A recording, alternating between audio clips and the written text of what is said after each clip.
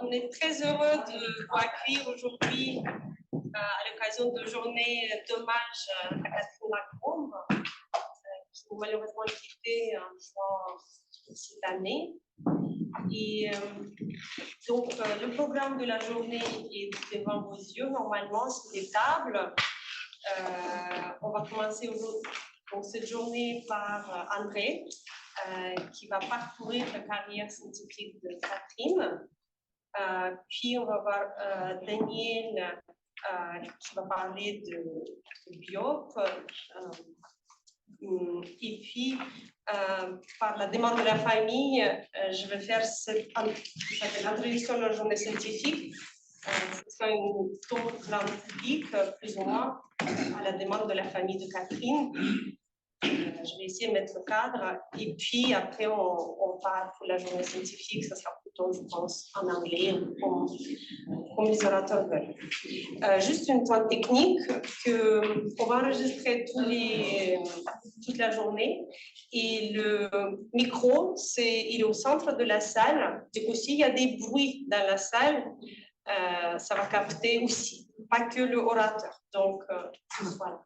Il ne faut pas dire de bêtises. Il ne faut pas dire de bêtises. Vu comment la caméra c'est vraiment parler derrière l'ordinateur. Ah oui, et donc, comme nous dit Léa, apparemment, il y a une caméra qui vise l'orateur à cet endroit-là précis, donc il ne faut pas trop bouger, il faut être là. Donc, on commence par entrer.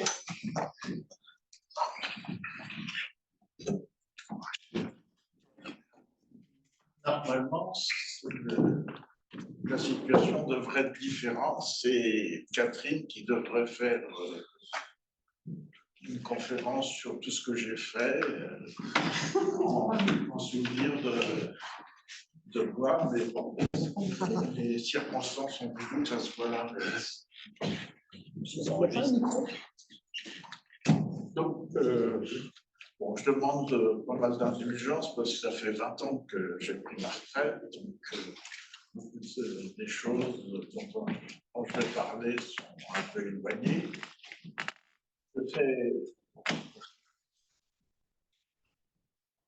Je pensais faire rapidement un tour de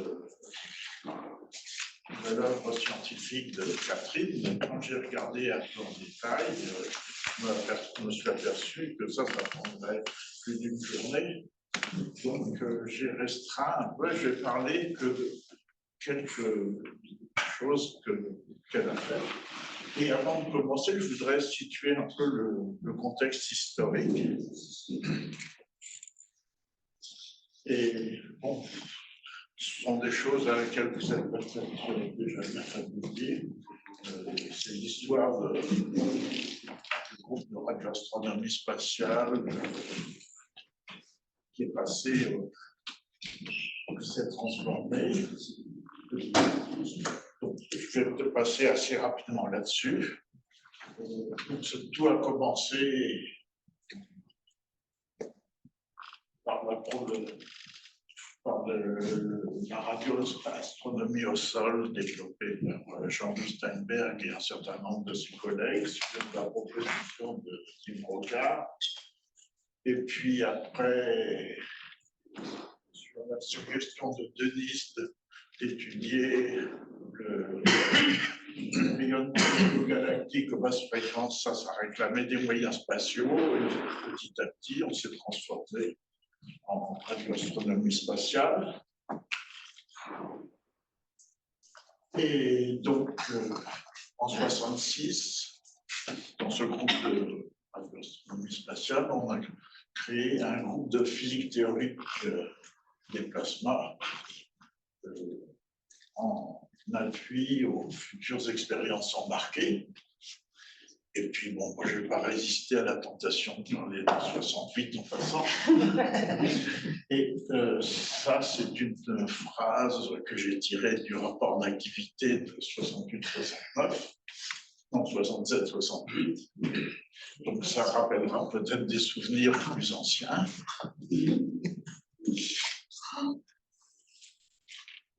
Et là,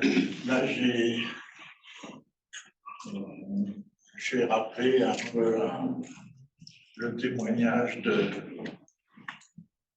Pierre Couturier, qui concerne la période avant la construction du bâtiment actuel du Spa. Et nous étions logés dans des préfabriqués qui étaient fournis par le CNES et qui avaient un certain nombre de propriétés tout à fait amusantes qui sont rappelées dans ce savoir. Il n'y avait pas besoin d'élever beaucoup la voix pour se faire entendre d'un bout à l'autre du bâtiment. Quand il y avait beaucoup de vent, les bâtiments étaient un amplificateur très efficace. Enfin, un certain nombre de choses comme ça. Il y avait un peu des fuites d'eau à la limite. Rien n'a vraiment changé. Bon, ça, je ne sais pas. Moi, quand je suis parti de l'observatoire, il y avait un problème parce que le sol était avec un revêtement qui contenait de l'amiante. Donc ça, c'est bien connu, c'est très dangereux, l'amiante. Et mon bureau, actuellement, il y a, je ne sais pas, ces derniers temps, je n'ai pas vu, mais jusqu'à une date assez récente, sur l'espèce de déchirure qu'il y avait dans la plaque, on a juste mis un peu de scotch. Ça a été une grosse modification. Bon, alors là, là j'empiète un peu sur Daniel Brio. Là, c'est toujours Pierre Couturier qui parle de son expérience avec Catherine au Biot. Bon, je n'insiste pas trop. Et donc ça, c'est la fin un peu historique avec la création du laboratoire d'études spatiales, l'ESIA, et qui regroupe un certain nombre de pôles en dehors du pôle plasma. Alors, dans la carrière de Catherine, il y a un certain nombre de dates qui sont importantes, qui sont les lancements d'un certain nombre de sondes spatiales sur lesquelles elle a travaillé. Le lancement d'IS-2E en 1977, le lancement de la sonde Ulysse en 1990, le lancement de WIND en 1994 et le lancement finalement réussi de Cluster en 2000. Et alors, donc voici un portrait de Catherine en 90. Et comme vous pouvez le constater, son espace de travail était sérieusement encombré. J'ai toujours connu en train de travailler dans une multitude de feuilles. Et en fait, on avait l'impression qu'on se faisait concurrence. Mon bureau et le sien se ressemblaient étonnamment. Mais il fallait surtout pas toucher à quelque chose parce qu'après, elle s'y retrouvait plus. Moi aussi d'ailleurs. Et voici l'équipe en 97 autour de Jean-Louis Steinberg. Vous reconnaissez Catherine, accroupie, et moi, nettement plus jeune, plus un certain nombre de personnes qu'on trouve dans l'assistance, avec juste des cheveux un peu plus blancs.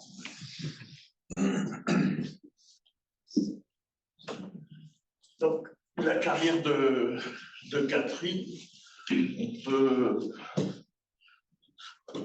son terrain de jeu, disons, c'est l'espace entre la couronne solaire, le vent solaire, la magnétosphère, que j'ai essayé de résumer dans ce montage. Alors, il s'agit essentiellement de plasma dilué, très chaud, où il n'y a quasiment pas de collision, c'est-à-dire qu'une particule peut parcourir la distance Soleil-Terre pratiquement sans rencontrer beaucoup de particules, quelques-unes. Par contre, ces milieux donc, sont fortement structurés par le champ magnétique. Alors, c'est évident pour la magnétosphère terrestre, parce qu'il y a le champ magnétique de la Terre qui bloque l'arrivée du vent solaire. C'est vrai aussi pour l'atmosphère solaire. Comme ça se voit sur cette photo d'éclipse, les structures qu'on voit sont essentiellement guidées par le champ magnétique. Et les températures qu'on voit là, les milieux qu'on voit là, c'est en gros entre 1 million de degrés pour la couronne et éventuellement quelques millions de degrés dans certaines régions de la magnétosphère, avec quelques centaines de milliers de degrés pour le vent solaire. Et donc, elle a quand même fait une petite incursion, plutôt excursion vers les radiogalaxies. Ça a été le sujet de sa thèse en 1979. Et pour illustrer, j'ai pris une photo récente de Centaurus A, qui est une radiogalaxie active. Et on voit une espèce de halo, là c'est une photo prise en X, qui illustre la présence d'un plasma. Donc je ne vais pas rentrer trop dans les détails parce que je ne les connais pas trop. Mais disons que... Alors, ça c'est ce que je viens de dire déjà. Il n'y a pas beaucoup de collisions. Les mouvements des particules individuelles sont fortement influencés par la structure magnétique. Il n'y a pas de collision, mais il y a beaucoup d'ondes qui se propagent dans ces milieux. Et ce qui maintient la cohésion du plasma, fondamentalement, c'est l'interaction entre ces particules chargées et les ondes avec lesquelles elles sont en interaction. Mais c'est un mécanisme qui est nettement moins efficace que les collisions binaires, comme dans l'atmosphère, pour maintenir un équilibre thermodynamique. Donc, essentiellement, ces milieux ne sont pas souvent en équilibre thermodynamique, mais plus souvent au voisinage d'un seuil d'instabilité qui sont les seuils où les particules créent une grosse quantité d'ondes. Et un des aspects intéressants, c'est ces écarts à l'équilibre thermodynamique, c'est l'accélération de particules, c'est-à-dire que dans ces interactions entre ondes et particules, il y a une possibilité pour une certaine fraction des particules d'aller vers des énergies très élevées. Alors, pour en revenir à la carrière de Catherine, donc elle a eu une bourse CNES en 1965, elle a fait un 3e cycle avec un scientifique américain sur des bruits d'origine ionosphérique. Ensuite, elle est rentrée au CNRS en 1969. Et là, comme il n'y avait toujours pas encore de données spatiales, on a travaillé sur les données obtenues à la station de Nancy obtenues par Bois-Chéot et Clavelier. Et comme le dit le rapport d'activité, c'était considéré comme une préparation au dépouillement des résultats d'une sonde qui ne verra jamais le jour, mais d'autres sondes qui viendront par la suite. Et ces travaux ont permis une première rencontre de Catherine avec les chocs dans les plasmas sans collision et les travaux théoriques qui existaient à cette époque sur l'existence et la structure des chocs sans collision. Alors, lorsque l'IS-2E est arrivé, donc Catherine était toute contente. C'était, comme elle le dit, c'était un vrai bonheur de travailler avec de belles observations spatiales in situ. Et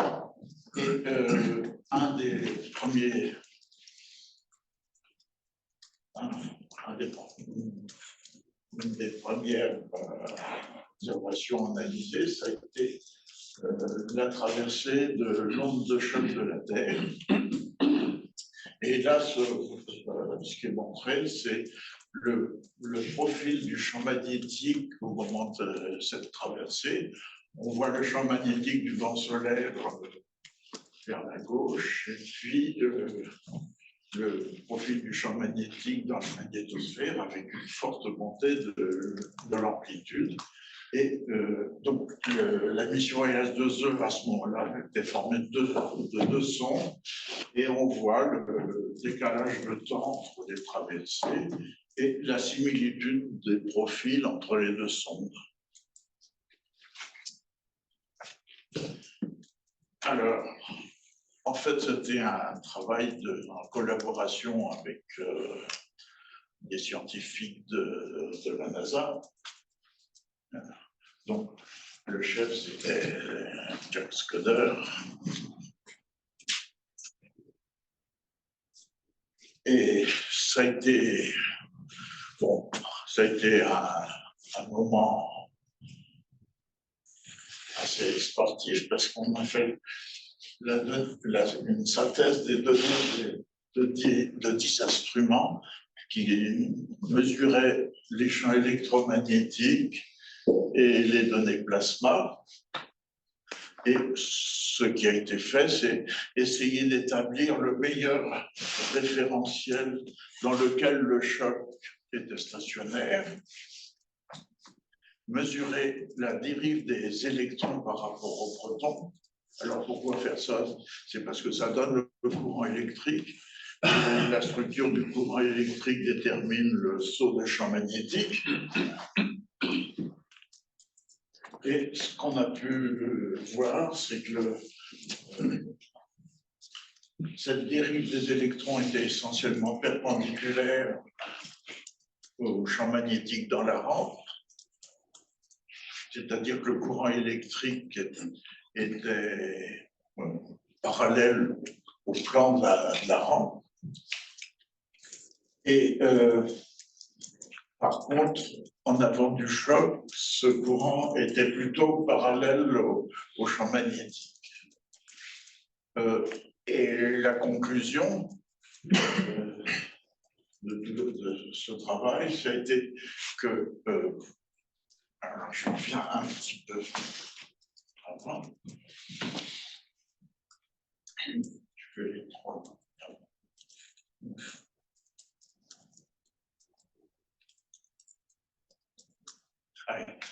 Alors, ce qu'on voit ici, c'est le choc, là, c'est la rampe, ce qu'on appelle la rampe, c'est la montée brutale des trois composantes du champ magnétique. Et il y a ce qu'on appelle un pied, c'est l'espèce de plateau en avant de la montée principale. Et ce qu'on a pu montrer de manière claire, c'est que le pied était formé par la réflexion d'une partie de la population de protons par le champ magnétique de la rampe.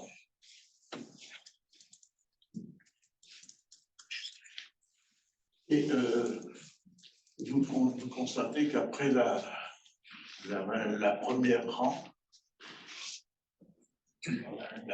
la montée rapide du champ magnétique, vous avez une espèce de dôme qu'on appelle l'overshoot et qui est une caractéristique des chocs assez forts, ce qu'on appelle des chocs diacritiques.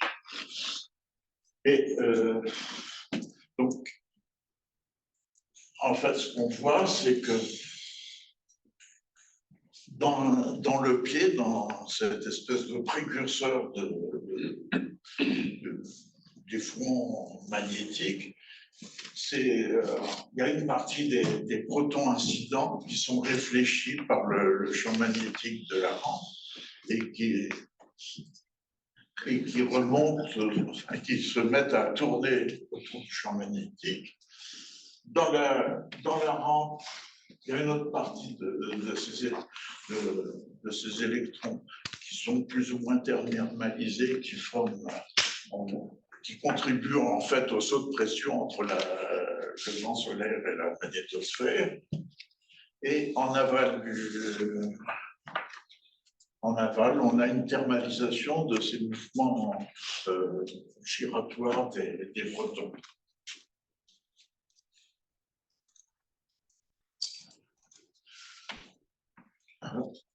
Dans ce travail, on a fait aussi, Catherine a travaillé là-dessus, c'est l'identification des différents modes qu'on pouvait observer dans le fronton. Alors ça, c'est pas une mince affaire parce que c'est un milieu très, très inhomogène. Identifier une onde dans une structure inhomogène qu'on traverse avec une sonde, c'est pas de la table. Donc, en fait,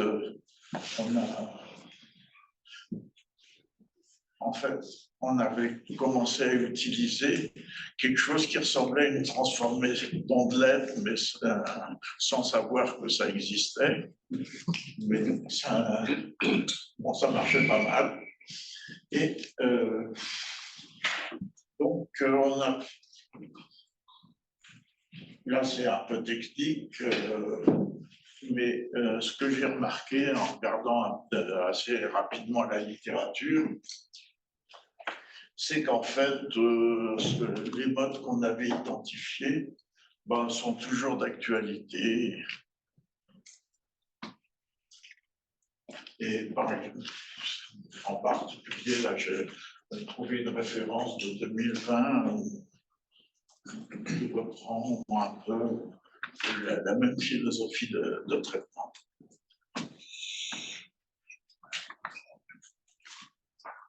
Alors, oui, maintenant, pour situer ce problème de manière un peu plus globale, vous voyez, ce dessin montre le vent solaire donc, qui arrive sur le champ magnétique terrestre, qui le compresse à l'avant et qui l'étire vers l'arrière. Là, ce qui est en rouge sont les lignes de force du champ magnétique. Les lignes en blanc, ce sont les lignes de force du vent solaire qui pénètrent plus ou moins dans la magnétosphère et qui se reconnectent au champ magnétique de la magnétosphère. Et la frontière entre la partie claire, là, qui est la magnétosphère, c'est l'onde de choc. Et il y a on voit qu'il y a plusieurs configurations possibles de la normale au choc et du champ magnétique interplanétaire. Vous avez des configurations quasi perpendiculaires, essentiellement vers le bas de ce dessin. Dans ces chocs quasi perpendiculaires, la physique est relativement simple, disons. Les transitions entre vent solaire et magnétosphère sont relativement basses. Il y a des mouvements assez cohérents. Alors que dans la configuration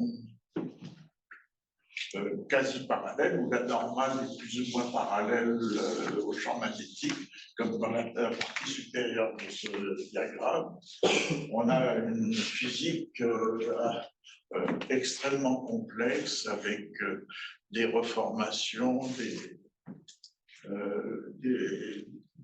beaucoup de phénomènes non stationnaires, avec des particules qui vont dans les deux sens au moment de la traversée du choc. Alors, bon, je sais pas. Dans un fluide habituel, lorsque on a un objet en mouvement supersonique par rapport au milieu ambiant, on a une onde de choc à l'avant, un peu comme un avion supersonique.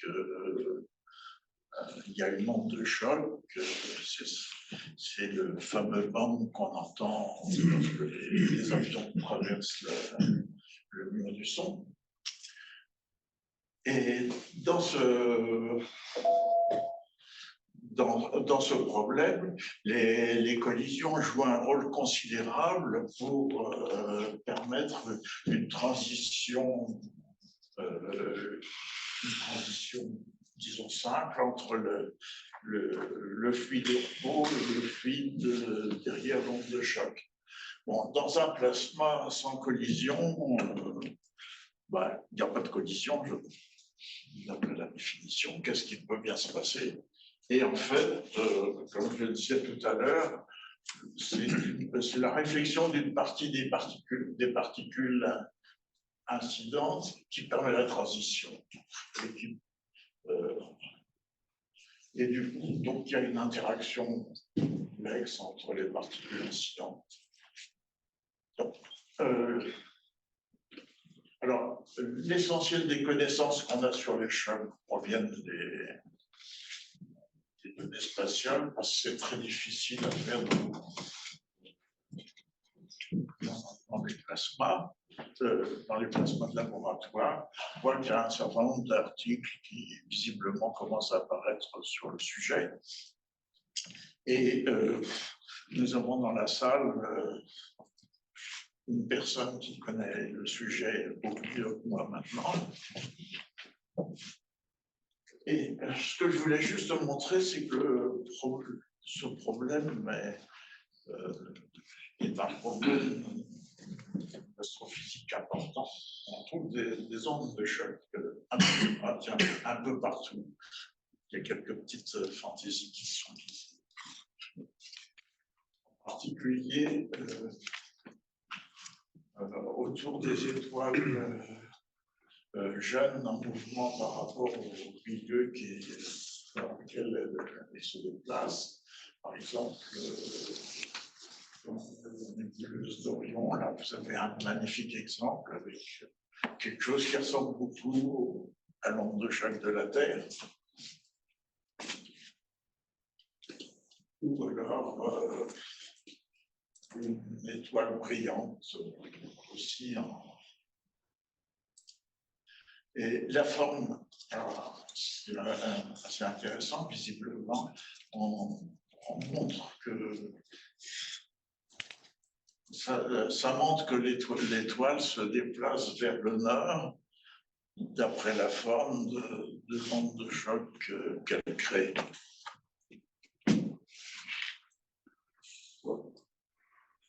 Et alors ça, c'est pour illustrer la physique compliquée des chocs en propagation quasi parallèle dans la partie supérieure du dessin que j'ai montré tout à l'heure. Vous voyez des particules qui passent de part et d'autre avec des jets rapides, des formations de la surface, des reformations du choc. Enfin, c'est assez compliqué. Et donc, c'est un sujet qui est visiblement loin d'être bien compris.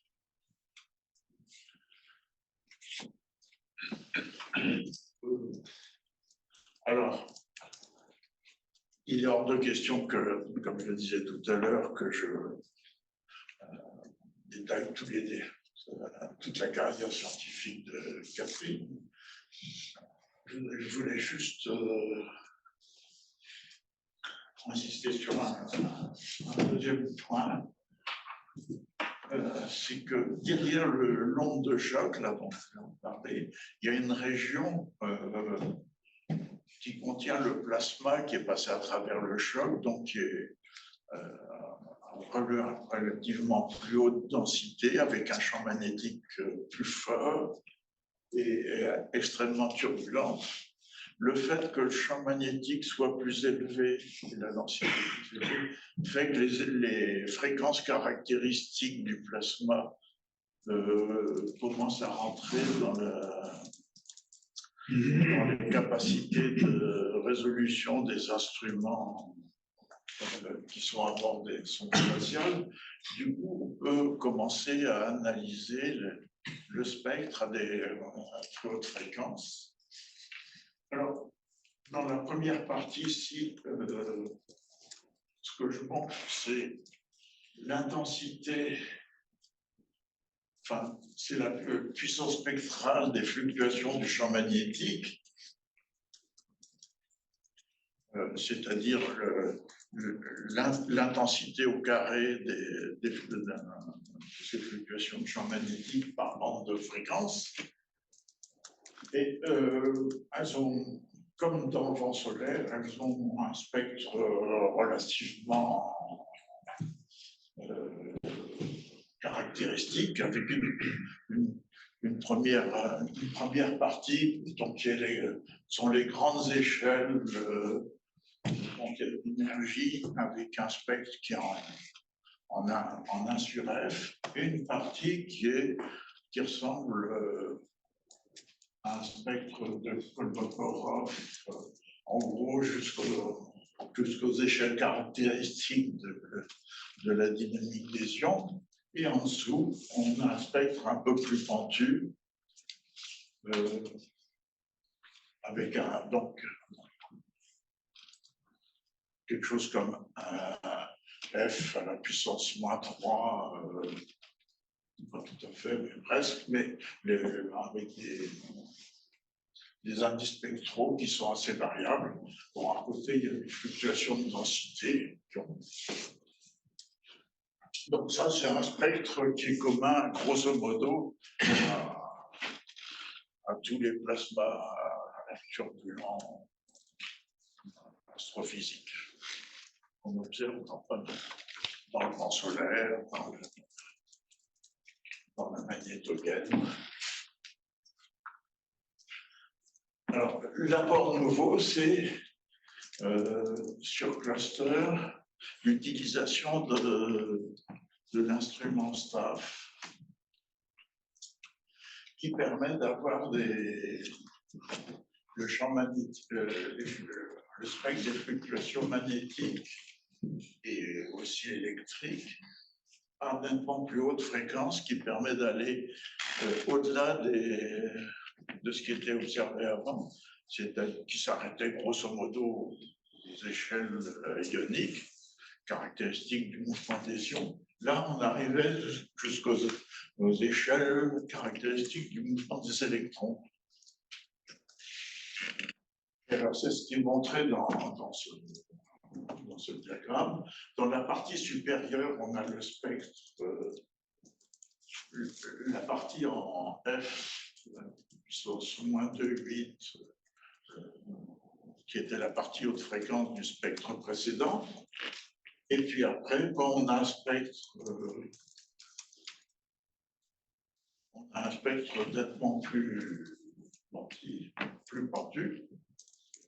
Et non seulement on a ça, mais on a aussi le spectre du champ électrique.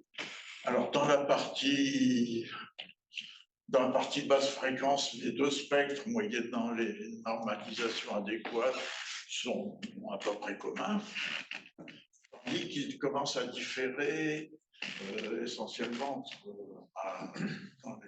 dans le domaine des fluctuations, dans le domaine électronique. Et ça, c'est lié au fait que, essentiellement, la relation entre le champ magnétique et entre les gradients du champ magnétique et le champ électrique, qui sont contenus dans la loi d'Ohm, les termes importants commencent à changer. Et en fait, on peut montrer que si on tient, moyennant un certain nombre d'hypothèses,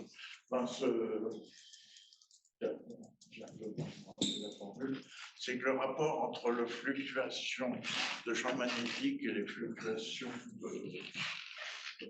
électriques, ça dépend de la fréquence, et c'est d'une manière qui est décrite par le tiret là. Donc, si on corrige les fluctuations de champ électrique par la bonne quantité, ben on montre que ça marche bien. Donc,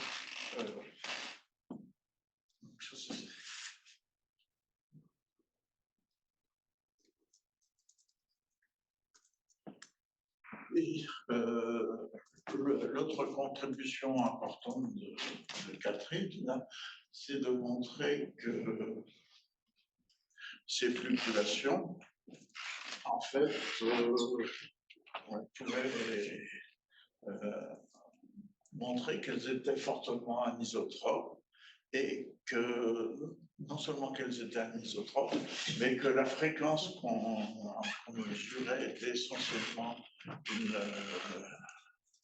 de l'effet Doppler, les fluctuations étant grosso modo à fréquence nulle dans des oscillations des oscillations spatiales dans le référentiel où le placement est ortho, essentiellement des structures stables convectées par le temps solaire en passant. Alors, cette interprétation, elle est un peu modèle dépendant. Et en fait, ça utilise le fait que si on prend en compte l'effet Doppler avec une bonne statistique sur les données, ben, on arrive à couvrir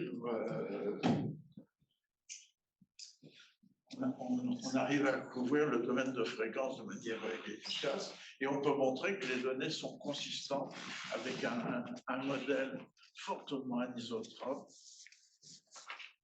de fluctuation statique dans le référentiel du plasma. À basse fréquence, on observe surtout des ondes électromagnétiques avec des vecteurs d'ondes perpendiculaires au champ magnétique, et à plus haute fréquence, les fluctuations deviennent fortement électrostatiques et les vecteurs d'ondes sont parallèles au champ magnétique. Donc, si ce modèle est correct, les ondes électromagnétiques ne peuvent pas être interprétées par des ondes en propagation, avec des vitesses de propagation relativement rapides, comme les ondes d'alouette cinétique, des modes magnétosonores rapides, ou des choses comme ça. Par contre, à haute fréquence, comme les vitesses des modes qu'on peut trouver dans les plasmas ont des vitesses relativement faibles devant la vitesse du satellite. Sur les résultats imaginez que ce sont des vagues de type ion acoustique. Ensuite, Catherine a montré qu'on avait des résultats de même type dans le camp solaire. Et alors, un petit détail, c'est que Catherine m'a mis de manière autoritaire, m'a mis en premier auteur pour l'article de 2006. Mais c'est elle qui a fait le travail. Et le détail amusant, c'est que dans les bases bibliographiques, comme celle du CNRS, ben, ces références, c'est Anne Mangenet plutôt qu'André Mangenet, qui fait plutôt de la géophysique.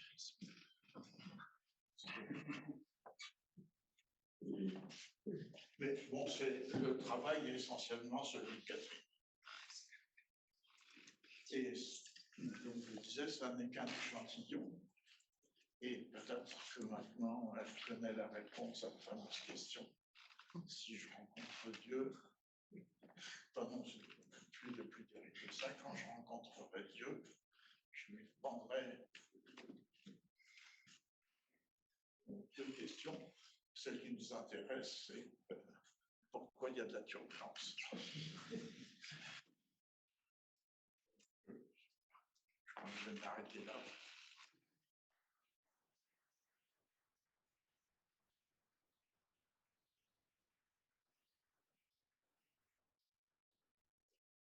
Des questions, des commentaires. Moi, juste, j'ai une question. Haute fréquence et basse fréquence, tu parles toujours quand même de domaine cinétique. Tout ce que vous devez regarder, c'était aux échelles savioniques. Donc, basse fréquence par rapport aux électrons et haute fréquence par rapport aux électrons. C'est ça, absolument. Comme je le disais, ça fait 20 ans que j'ai pris ma retraite, j'ai un peu...